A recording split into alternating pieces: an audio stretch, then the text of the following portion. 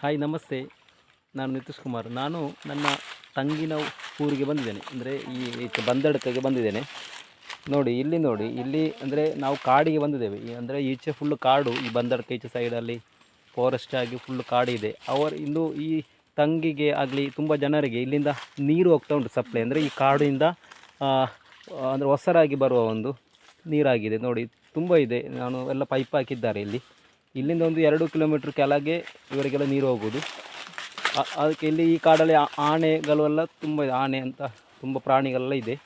ಅದಕ್ಕೆ ಕುಡಿಲಿಕ್ಕೆ ನೀರೆಲ್ಲ ಇಲ್ಲಿಂದವೇ ಅವರು ಕುಡಿದು ಹೋಗುವಂಥದ್ದು. ಹಾಗೆ ನೋಡಿ, ನಾನು ಇಲ್ಲಿ ಅವರವರಿಗೆ ಕುಡಿಲಿಕ್ಕೆ, ಅಂದರೆ ಅವರವರ ಮನೆಯಲ್ಲಿ ಕುಡಿಲಿಕ್ಕೆ ಪೈಪ್ ಹಾಕಿದ್ದಾರೆ. ತೋರಿಸ್ತೇನೆ ನಿಮಗೆ. ನಾವಿಲ್ಲಿ ತುಂಬ ಮಂದಿ ಇದ್ದೇವೆ. ಈಗ ನಾವು ಈ ಕಾಡಿಗೆ ಬಂದದ್ದು. ನೋಡಿ ಅಲ್ಲಿ ಮಕ್ಕಳಿದ್ದಾರೆ, ಇಲ್ಲಿ ಬಾವ ಇದ್ದಾರೆ. ಹಾಯ್ ಬಾವ್.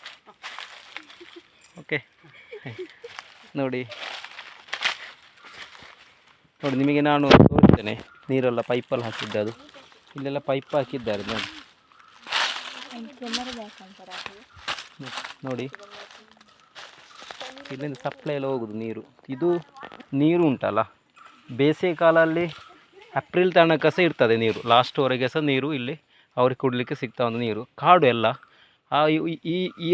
ಇದು ನೀರು ಬರೋದು ಹೇಗೆಂದರೆ, ದೊಡ್ಡ ಮರ ಇದೆ. ಮರದಿಂದ ಹೊರಗೆ ಅಂದರೆ ಅದರ ಒಳಗಾಗಿ ಇಂಥ ಬರುವಂಥ ನೀರು ತುಂಬ ಸೂಪರ್ ಇದೆ ನೋಡಲಿಕ್ಕೆ. ಓಕೆ.